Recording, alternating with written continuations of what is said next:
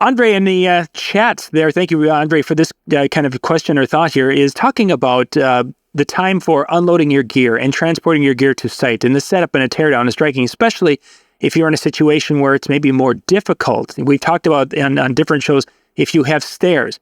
Do you charge, first off, when you're breaking things down for rates, some people like to break things down and this and that. Have you ever itemized to the point where you're having a setup fee that you're charging to them, that you've shown that on that side of it so the client can see it? Have you guys ever done anything like that? No. And I think that that's very uncommon, but I have seen it. I have seen DJs who have gone through and it's like, well, we charge this much per hour and this much per hour, and they literally have gone through and there's a setup fee. Now, in a difficult situation, have you charged more for a venue that you've known you needed extra people or something to get into? Yes. Yeah. I've not really had to bring in the extra person. I think there was one place I did, and it worked out because the person I ended up utilizing was my photo booth person. So I kind of washed away like the extra fee that would have been attached to that person because of that. But no, I've never gotten to the point of itemizing it out. In fact, one of the, for lack of better terms, one of the spiels when I'm talking with people who are inquiring about my business is I don't charge for setup. I don't charge for teardown, because in the same respect, it's like how long it takes me to set up or teardown is on me. So is it built into my price? Oh yeah. Yeah. But if I work fast or I work slow, that shouldn't be on the couple. So that's kind of been my philosophy. And it's kind of like the same thing of when somebody comes to do work at my house, like I pay them for the job.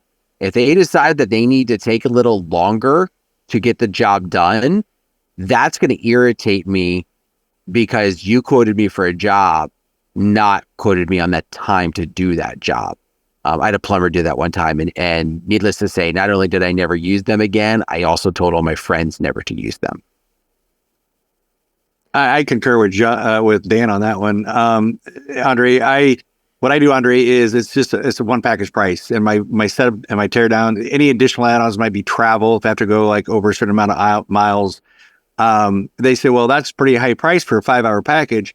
I'm like, that's 5 hours of performance time. You're not taking consideration of all the prep hours, the planning meetings, the setup, the teardown. And they're like, oh, okay. You'd be like, I have over 25 hours invested just in your day before then. And so it kind of justifies your price if they're like, oh, that's a lot of money for 5 hours. It's not just 5 hours, it's 5 hours of performance time, not 5 hours of setup, teardown, and breaking it down for them like that. But I'm with Dan. It's not me. If I putz around, then it shouldn't be their fault.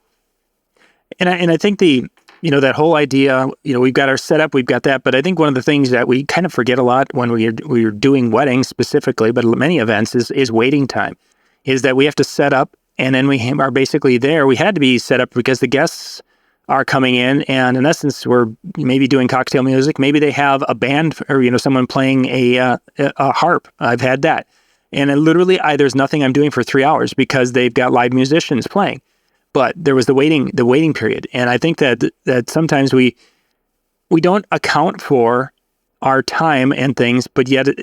And we can't break this down and charge and say, oh, well, you're going to be paying me 3 extra hours because you're waiting. No, I think this is where that flat fee that, hey, I'll be able to entertain for your wedding and everything's going to be included and it's this price.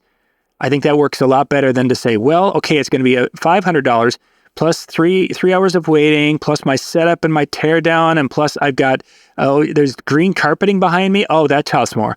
Instead of breaking things down like that, it's just better to say, you know what, for the night, we're going to be able to do everything you need, and it's going to cost you $4,000 and a trip to the recording of Wheel of Fortune.